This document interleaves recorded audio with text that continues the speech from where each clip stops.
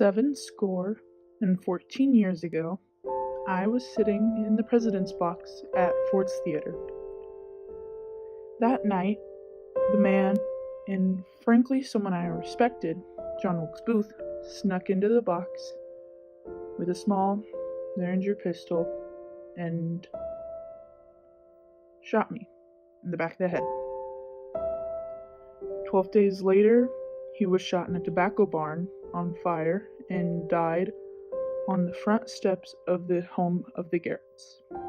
However, I did not know this. I was back in Washington, D.C., still unconscious. That fateful night, on April 14th, 1865, I was supposed to be with my son, Tad, watching Aladdin at Grover's. In the early days of my recovery, I wondered if I had been there, would this whole thing have been avoided?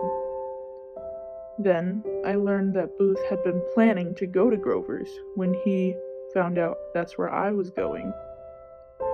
Because of this, I finally rested upon the decision that it would have been worse if my son saw his father be shot. I didn't learn about what had happened during the 12-day stretch that Booth was being hunted until years later, when books and reports were being written about it.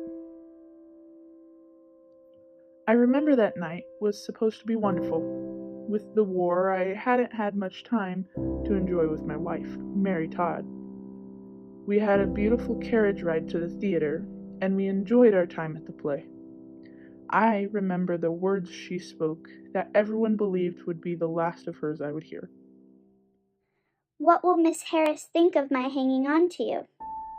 To which I replied, "She won't think anything about it."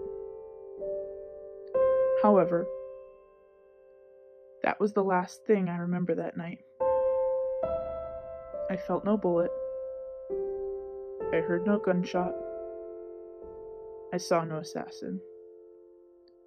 I woke up at 5:48 p.m., April 30th, a little less than 380 hours after I had been shot.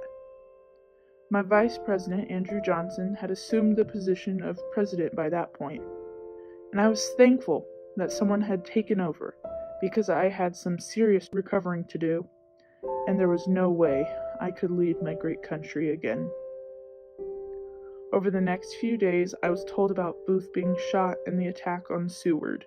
My dear friend Seward had been bedridden due to a carriage accident, and he ended up recovering from all of his injuries before I could walk again.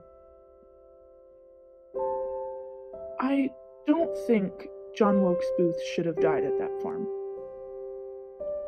He should have been brought to justice and had a trial, whether he ended up being hung or not.